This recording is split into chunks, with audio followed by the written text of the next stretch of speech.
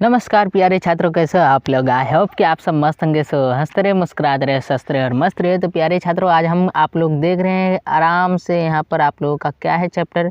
तो चैप्टर आप लोगों का है class 10th history chapter 1 objective question answer.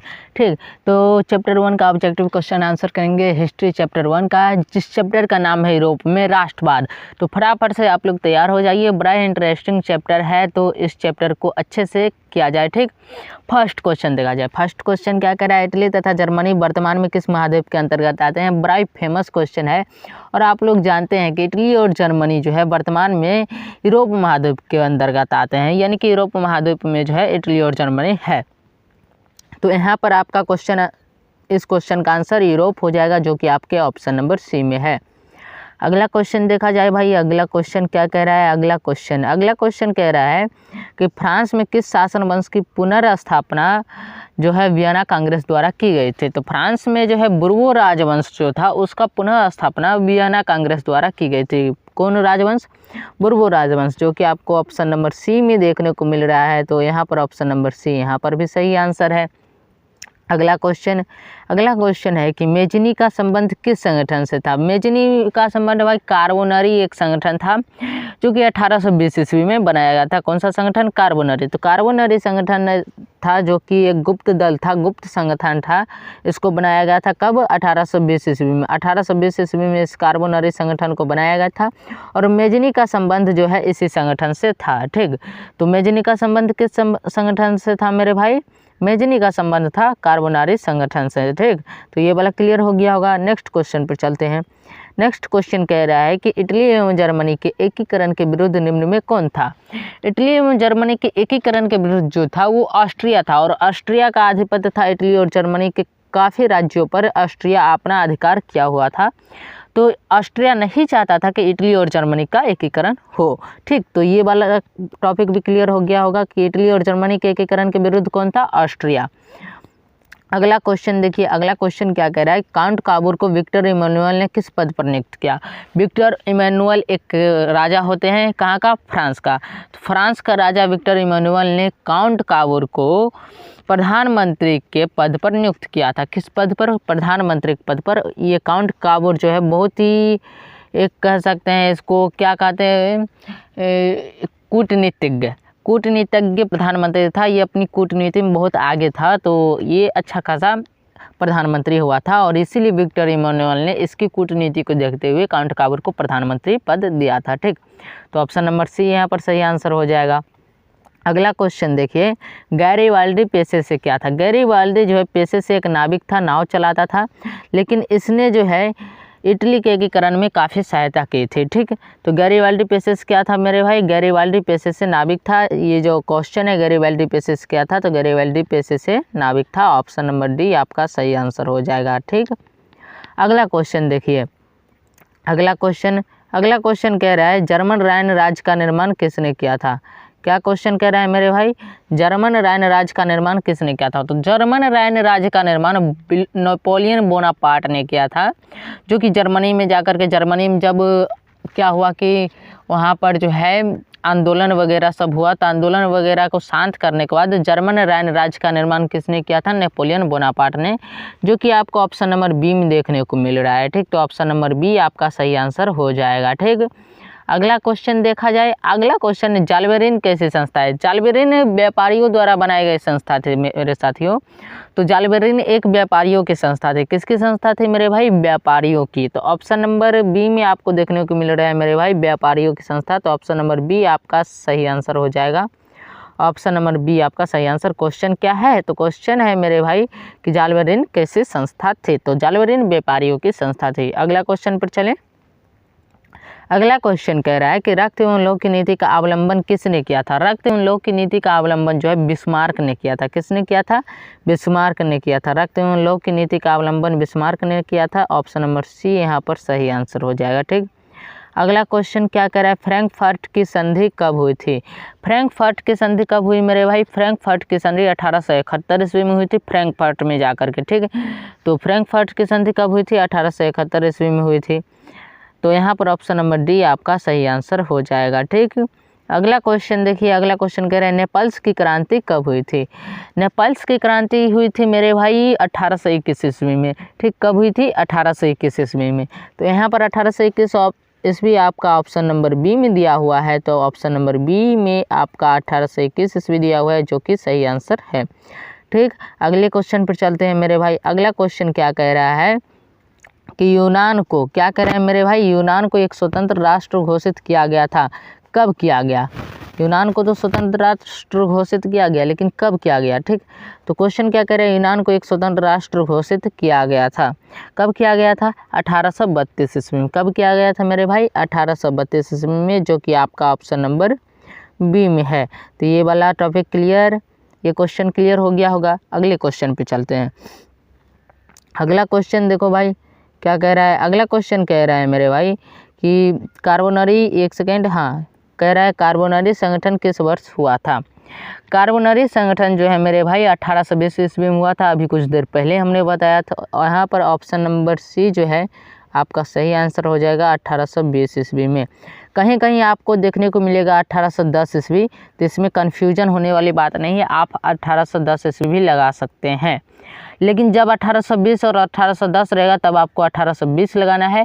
लेकिन जब आपको 1820 और 10 में कोई एक दिखाई दे तो आप 1810 लगाइएगा। ठीक, तो मुझे उम्मीद है आप लोग क्लियर समझ गए होंगे। बहुत सारे किताब और नोट्स में जो है 1810 ईस्वी दिया हुआ है, तो आप ध्यान रखिएगा। हालांकि कार्बोनरी संगठन जो है ये 1820 ईस्वी में दिया हुआ था, ये आपके एनसीईआरटी बुक में है। ठीक, एनसीईआरटी बुक में 1820 ईस्वी दिया हुआ है, लेकिन काफ़ी किताबों में, जो प्राइवेट किताब है उसमें 1810 ईस्वी दिया हुआ है कि 1810 ईस्वी में कार्बोनरी संगठन हुआ था 1810 ईस्वी में। तो ये ध्यान रखिएगा, हम आपको एनसीईआरटी की तरफ से पढ़ाते हैं, एनसीईआरटी के रूल रेगुलेशन से बताते हैं कि एनसीईआरटी में क्या है। तो आप लोग को जो एग्ज़ाम होगा वो एनसीईआरटी के बेसिस पर होगा। तो एनसीईआरटी में 1820 ईस्वी दिया हुआ है, तो 1820 ईस्वी ध्यान रखिएगा। ठीक, अगला क्वेश्चन, एड्रियानोपोल की संधि कब हुई। एड्रियानोपोल की संधि कब हुई थी मेरे भाई? एड्रियानोपोल की संधि हुई थी 1829 ईस्वी में। कब हुई थी? 1829 ईस्वी में। तो यहाँ पर ऑप्शन नंबर बी में आपको देखने को मिल रहा है 1829 ईस्वी, जो कि सही आंसर है। अगला क्वेश्चन पे चलेंगे। अगला क्वेश्चन कह रहा है एड्रियानोपोल की संधि किन दो देशों के बीच हुई थी। एड्रियानोपोल की संधि जो है तुर्की और रूस के बीच हुई थी, जिसमें तुर्की और रूस के जो मित्र राष्ट्र थे उसमें बहुत युद्ध हुआ था, और जिसमें तुर्की की हार हो गई थी। तुर्की की हार हो गई थी, और तुर्की की हार होने के बाद तुर्की ने आत्मसमर्पण किया। तो आत्मसमर्पण करने के लिए तो कोई तो संधि होगी, तो उसी संधि का नाम एड्रियानोपोल की संधि हुई, जिसमें तुर्की और रूस की संधि थी। ठीक, तो कब हुई थी एड्रियानोपोल की संधि मेरे प्यारे साथियों? 1829 ईस्वी में। कहाँ हुई थी? तो भाई एड्रियानोपोल में। किसके किसके बीच हुई थी? तो तुर्की और रूस के बीच में। किसके किसके बीच हुई थी? तो तुर्की और रूस के बीच में हुई थी। ठीक, तो ये ध्यान रखिएगा। ठीक मेरे भाई, अगला क्वेश्चन, सेडोन का युद्ध किनके बीच हुआ था। सेडोन का युद्ध किनके बीच हुआ था? सेडोन का युद्ध हुआ था मेरे भाई फ्रांस और प्रसा के बीच। किसके बीच हुआ था? फ्रांस और प्रसा के बीच, जो कि आपको ऑप्शन नंबर सी में देखने को मिल रहा है। ऑप्शन नंबर सी में आपको देखने को मिल रहा है फ्रांस और प्रसा के बीच। तो आप लोग ऑप्शन नंबर सी टिक कीजिए, सेडोन का युद्ध फ्रांस और प्रसा के बीच हुआ था। ठीक, अगला क्वेश्चन देखेंगे। अगला क्वेश्चन कह रहा है पोलैंड के विद्रोह को किसने कुचल दिया था। पोलैंड के विद्रोह को किसने कुचल दिया था मेरे भाई? रूस ने। किसने कुचल दिया था? रूस ने, क्योंकि सभी लोग इधर युद्ध में व्यस्त थे, उधर रूस ने पोलैंड में जो विद्रोह हो रहा था उसको कुचल दिया। तो ऑप्शन नंबर ए यहाँ पर सही आंसर हो जाएगा। ठीक, अगला क्वेश्चन, सन 1870 में फ्रांस और प्रसा के बीच युद्ध कहाँ हुआ था। 1870 ईस्वी में फ्रांस और प्रसा के बीच युद्ध जो है वो सेडोन में हुआ था। कहाँ हुआ था? सेडोन में हुआ था। तो ऑप्शन नंबर ए में आपको देखने को मिल रहा है सेडोन, जो कि ऑप्शन नंबर ए में सेडोन देखने को मिल रहा है। तो सेडोन इसका सही आंसर है। ठीक, अगले क्वेश्चन पे चलें। अगला क्वेश्चन देखिए क्या कह रहा है, 21 नंबर क्वेश्चन। 21 नंबर क्वेश्चन, हाँ यहाँ पे देखिए 21 नंबर क्वेश्चन क्या कह रहे हैं, थोड़ा सा जूम कर लेते हैं। 21 नंबर क्वेश्चन कह रहा है मेरे भाई यूरोप वासियों के लिए किस देश का साहित्य एवं विज्ञान प्रेरणा स्रोत रहा। यूरोप वासियों के लिए जो है यूनान का साहित्य ज्ञान विज्ञान प्रेरणा स्रोत रहा, क्योंकि यूनान का जो साहित्य था, यूनान का जो कल्चर था, ये पूरे यूरोप को जो है प्रभावित किया था। ठीक, तो ऑप्शन नंबर बी यहाँ पर सही आंसर हो जाएगा। ठीक मेरे भाई, अगला क्वेश्चन, युवा इटली संस्था का विकास किया था। किसने किया था? मेजनी ने। इसको यंग इटली भी कहा जाएगा, ठीक। तो यंग इटली भी अगर क्वेश्चन रहेगा तो उसमें भी मेजनी, और युवा इटली अगर पूछ दिया तो उसमें भी मेजनी। यंग यूरोप पूछा तो इटली, युवा यूरोप पूछा तो Italy, sorry Mazzini. Young Europe पूछेगा मेजनी, युवा इटली पूछेगा मेजनी, यंग इटली पूछेगा मेजनी। तो ये ध्यान रखिएगा मेरे भाई, ठीक। तो युवा इटली संस्था का विकास किसने किया था? मेजनी ने, जो कि आपको ऑप्शन नंबर ए में दिया हुआ है, ठीक। अगला क्वेश्चन, बिस्मार्क निम्न में से क्या था? बिस्मार्क भाई एक कूटनीतिज्ञ था, बहुत अच्छा खासा कूटनीति का ज्ञान था इनके पास। तो बिस्मार्क क्या था? कूटनीतिज्ञ था। तो ऑप्शन नंबर डी में आपको देखने को मिलेगा कूटनीतिज्ञ। नेक्स्ट क्वेश्चन क्या कह रहा है मेरे भाई? नेक्स्ट क्वेश्चन कह रहा है कि सार्डिनिया पिडमाउंट का शासक कौन था? सार्डिनिया पिडमाउंट का शासक कौन था मेरे भाई? Victor Emmanuel. कौन था? विक्टर इमैनुअल, जो कि आपको ऑप्शन नंबर सी में देखने को मिल रहा है। तो ऑप्शन नंबर सी यहाँ पर आपका सही आंसर हो जाएगा, ठीक। अगला क्वेश्चन देखा जाए। अगला क्वेश्चन क्या कह रहा है? अगला क्वेश्चन कह रहा है यूनानी स्वतंत्रता आंदोलन के दौरान कौन ब्रिटिश कवि शहीद हुए? तो यूनानी स्वतंत्रता आंदोलन के दौरान जो है लॉर्ड बायरन ब्रिटिश कंपनी शहीद हुए, जो यूनान के पक्ष से बात करती थी और यूनानी स्वतंत्रता आंदोलन को बढ़ावा देने में इनकी कविता बहुत कारगर साबित हुई। लॉर्ड बायरन की कविता जो है बहुत कारगर साबित हुई यूनानी स्वतंत्रता आंदोलन को बढ़ावा देने के लिए, ठीक। तो उसी में इनका जो है शहीद हो जाते हैं। यूनानी स्वतंत्रता आंदोलन के दौरान जो है ब्रिटिश कवि जो थे लॉर्ड बायरन, वो शहीद हो जाते हैं, ठीक। अगला क्वेश्चन देखा जाए। अगला क्वेश्चन है जाल्बेरान की स्थापना किस राज्य ने की थी? जाल्बेरान की स्थापना किस राज्य ने की थी? तो वो राज्य थी प्रसा। कौन सी राज्य थी? प्रसा। तो जाल्बेरान की स्थापना कौन राज्य किया था? प्रसा। कौन किया था मेरे भाई? प्रसा। तो ऑप्शन नंबर ए में आपको देखने को मिल रहा है प्रसा। अगला क्वेश्चन देखा जाए। अगला क्वेश्चन देखिए क्या कह रहा है। अगला क्वेश्चन कह रहा है यूनान के स्वतंत्रता संग्राम में किसकी पराजय हुई?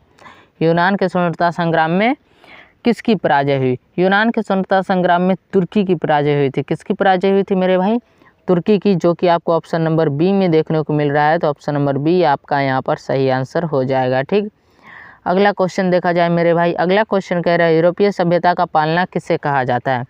यूरोपीय सभ्यता का पालना मेरे भाई यूनान को कहा जाता है। यूनान को। कहाँ गया यूनान? ऑप्शन नंबर डी में। तो ऑप्शन नंबर डी आपका सही आंसर यूनान, ठीक। तो यूरोपीय सभ्यता का पालना किसे कहा जाता है? यूनान को। ध्यान हो जाएगा मेरे भाई। अगला क्वेश्चन देखो भाई। अगला क्वेश्चन कह रहा है 1789 की फ्रांसीसी क्रांति के समय वहाँ किस राजवंश का शासन था?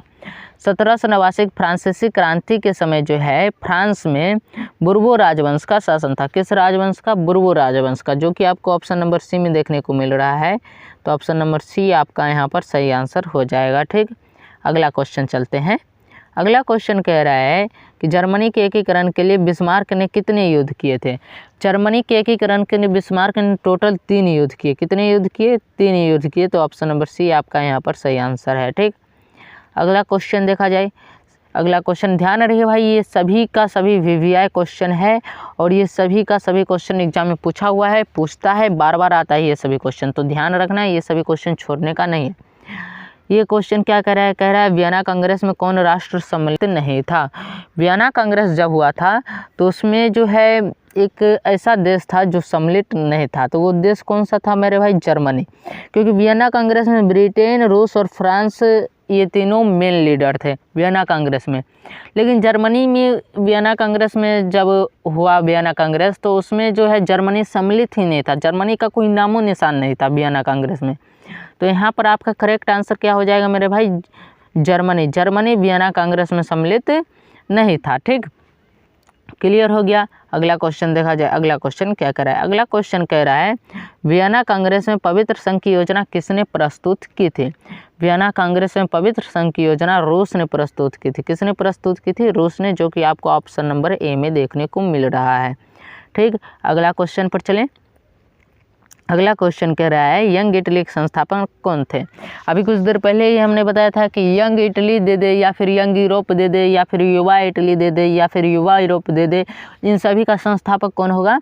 मेजनी। कौन होगा मेरे भाई? मेजनी। तो ये कुछ देर पहले ही हमने इन पर चर्चा की थी। तो यहाँ पर ऑप्शन नंबर सी में आपको देखने को मिल रहा है मेजनी, जो कि सही आंसर है, ठीक। अगला क्वेश्चन है प्रसा का शासक कौन था? प्रसा का शासक कौन था मेरे भाई? प्रसा का शासक विलियम प्रथम या फिर कह सकते हैं फ्रेडरिक विलियम। पूरा नाम क्या था? फ्रेडरिक विलियम, और इन्हीं को फ्रेडरिक विलियम को ही विलियम प्रथम कहा जाता है। तो पर्सा का शासक कौन था? विलियम प्रथम, या फिर कहिए फ्रेडरिक विलियम। ठीक मेरे भाई, तो यहाँ पर हम दोनों चीज़ लिख दिए हैं, विलियम प्रथम भी और फ्रेडरिक विलियम भी दे दिए हैं। ठीक, तो ये वाला आप ध्यान रखिएगा। तो ऑप्शन नंबर डी आपका यहाँ पर सही आंसर हो जाएगा। अगला क्वेश्चन देखिए, अगला क्वेश्चन कह रहा है यूरोप का मरीज किसे कहा जाता है? किसे भाई, यहाँ पर थोड़ा सा टाइपिंग मिस्टेक है, आप लोग देख लीजिएगा। यूरोप का मरीज किसे कहा जाता है?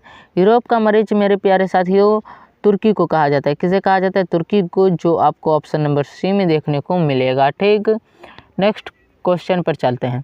नेक्स्ट क्वेश्चन क्या कह रहा है? नेक्स्ट क्वेश्चन कह रहा है नेपोलियन ने जर्मनी में किस संघ की स्थापना की? नेपोलियन ने जर्मनी में राइन संघ की स्थापना की थी। राइन राज संघ जो था उसी की स्थापना की थी। तो इसमें थोड़ा राइन संघ दे दिया, वहाँ पर जर्मन राइन राज संघ था। ठीक, तो ये ध्यान रखिएगा। ठीक, तो ऑप्शन नंबर सी आपका सही आंसर है, राइन संघ। अगले क्वेश्चन पर चलिए। अगला क्वेश्चन कह रहा है कि किस संधि द्वारा स्वतंत्र यूनान राष्ट्र की स्थापना हुई? तो भाई अगर कोई यूनान राष्ट्र था, यूनान जो राष्ट्र था उसमें जो है एड्रियानोपोल की जो संधि हुई थी, यूनान राष्ट्र के लिए जो एड्रियानोपोल की जो संधि हुई थी उसके द्वारा ही यूनान को एक जो है स्वतंत्र राष्ट्र घोषित किया गया था। ठीक, तो ये ध्यान में रखिएगा। एड्रियानोपोल की संधि के द्वारा यूनान को स्वतंत्र राष्ट्र घोषित किया गया था, जो कि आपको ऑप्शन नंबर डी में देखने को मिल रहा है। तो ऑप्शन नंबर डी आपका यहाँ पर सही आंसर हो जाएगा। अगला क्वेश्चन देखा जाए। अगला क्वेश्चन कह रहा है यंग यूरोप की स्थापना किसने की थी? यंग यूरोप अभी जस्ट बताया कुछ देर पहले, यंग यूरोप की स्थापना मेजनी ने की थी। इस पर चर्चा कर लिए भाई। ये ध्यान में रखिएगा, बड़ी मोस्ट MVVI क्वेश्चन इसको बोल सकते हैं भाई। MVVI सभी एक पर एक ताबड़तोड़ क्वेश्चन है और सभी क्वेश्चन पूछे जाने वाले हैं और पूछते हैं। तो यहाँ पर ध्यान रखिएगा, यंग यूरोप की स्थापना किसने की थी? मेजनी ने। तो ऑप्शन नंबर बी यहाँ पर सही आंसर हो जाएगा। ठीक, अगला क्वेश्चन पे चलते हैं। अगला क्वेश्चन क्या कह रहा है कि मेटरनिख कौन था? मेटरनिख कौन था, ये क्वेश्चन है। मेटरनिख कौन था मेरे भाई? मेटरनिख ऑस्ट्रिया का चांसलर था। कहाँ का चांसलर था? ऑस्ट्रिया का चांसलर। और जब पुनर्जागरण स्टार्ट हुआ तो मेटरनिख युग समाप्त हो गया था। ठीक, तो इटली और कौन नहीं चाहता था कि इसका जो है इटली और जर्मनी का एकीकरण हो? ऑस्ट्रिया का चांसलर कौन था? मेटरनिख। तो मेटरनिख ही नहीं चाहता था कि इटली और जर्मनी का एकीकरण हो। अगर इटली और जर्मनी का एकीकरण हो जाता तो फिर क्या होता? मेटरनिख का समय काल, मेटरनिख का पावर सब खत्म हो जाता। ठीक, इसीलिए मेटरनिख नहीं चाहता था कि ऑस्ट्रिया और इटली और जर्मनी का एकीकरण हो। तो यहाँ पर मेटरनिख कौन था? ऑस्ट्रिया का चांसलर। ऑस्ट्रेलिया नहीं बोल देना भाई, ऑस्ट्रिया। ठीक, तो ऑप्शन नंबर ए यहाँ पर सही आंसर हो जाएगा। ठीक, अगला क्वेश्चन, लाल कुर्ती नामक संस्था का गठन किसने किया था? लाल कुर्ती नामक संस्था का गठन जो किया था वो भाई गैरिबाल्डी ने किया था। किसने किया था? गैरिबाल्डी ने किया था, जो कि आपको ऑप्शन नंबर डी में देखने को मिल रहा है। ठीक, तो ऑप्शन नंबर डी आपका सही आंसर हो जाएगा। गैरिबाल्डी ने लाल कुर्ती का गठन किया था। ठीक, नेक्स्ट क्वेश्चन, राष्ट्रवाद की अवधारणा का जन्म किस घटना से माना जाता है? राष्ट्रवाद की अवधारणा का जन्म जो है ना वो पुनर्जागरण से माना जाता है।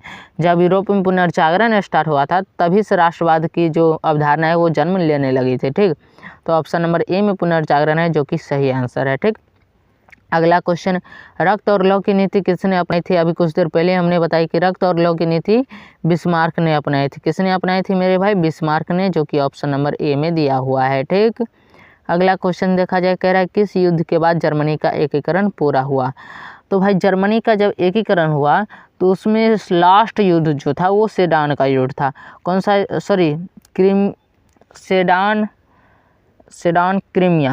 क्रीमिया का युद्ध था। क्रीमिया का युद्ध नहीं भाई, सेडान का युद्ध था। सेडान का युद्ध था भाई, क्रीमिया का युद्ध इसमें नहीं, सेडान का युद्ध था। सेडान का जब युद्ध हुआ उसके बाद जो है जर्मनी का एकीकरण पूरा हुआ था। तो किस युद्ध के बाद जर्मनी का एकीकरण पूरा हुआ? सेडान के युद्ध के बाद जर्मनी का एकीकरण पूरा हुआ था, जो कि आपको ऑप्शन नंबर डी में देखने को मिल रहा है। तो ऑप्शन नंबर डी यहाँ पर सही आंसर हो जाएगा। ठीक, अगला क्वेश्चन, किस संधि के द्वारा जो है जर्मनी का एकीकरण पूरा हुआ था? जर्मनी का एकीकरण फ्रैंकफर्ट की संधि के द्वारा हुआ था। जर्मनी का एकीकरण किस संधि के द्वारा पूरा हुआ था? फ्रैंकफर्ट की संधि के द्वारा पूरा हुआ था, जो कि आपको ऑप्शन नंबर डी में देखने को मिल रहा है। अगला क्वेश्चन पे चलते हैं। 45 नंबर क्वेश्चन यहीं से स्टार्ट हो गया कि जर्मनी एवं इटली के एकीकरण के समय फ्रांस का शासक कौन था? जर्मनी एवं इटली के एकीकरण के समय फ्रांस का शासक नेपोलियन तृतीय था। कौन था मेरे भाई? नेपोलियन तृतीय, जो कि ऑप्शन नंबर बी में आपको देखने को मिल रहा है। तो ऑप्शन नंबर बी इसका करेक्ट आंसर हो जाएगा। आगे चलें भाई, अब क्वेश्चन ख़त्म। तो मेरे भाई आप लोगों से बस यही उम्मीद रहेगी कि यहाँ तक क्लास किए हो ना मेरे भाई, तो चैनल को सब्सक्राइब करके बेल आइकन को ऑल पे दबा लीजिए, क्योंकि हर वीवीआई ऑब्जेक्टिव क्वेश्चन हम आपको रेगुलर रोज़ शाम 6 बजे देते रहेंगे। तो आप सब्सक्राइब करके बेल आइकन को ऑल पे क्लिक कर लीजिएगा, ताकि सभी क्लास का नोटिफिकेशन आप तक पहुंच जाए। और ध्यान रखिएगा भाई, ये सभी क्वेश्चन आपके बोर्ड एग्जाम 2025 में पूछे जाएंगे, तो ये ध्यान रखिएगा मेरे भाई, ठीक। तो मुझे उम्मीद है आप लोग क्लियर मेरी बात को समझ गए होंगे। सब्सक्राइब तो भाई ज़रूर कीजिएगा, इसमें बस आपका 19-20 सेकंड का समय लगेगा, लेकिन आपके इस एक क्लिक से मुझे काफ़ी हेल्प होगी, हमें काफ़ी मदद मिलेगी। तो आप लोग थोड़ा ये हेल्प ज़रूर कीजिएगा, चैनल को सब्सक्राइब ज़रूर कीजिएगा, मुझे यही उम्मीद रहेगी, ठीक। तो चलिए प्यारे साथियों, मुझे उम्मीद है आप लोग क्लियर मेरी बात को समझ गए होंगे। तो आज की क्लास को यहीं तक रहने देते हैं, मिलते हैं नेक्स्ट क्लास में। तब तक के लिए हंसते रहिए, मुस्कुराते रहिए, स्वस्थ रहिए और मस्त रहिए। जय हिंद, जय भारत, वंदे मातरम।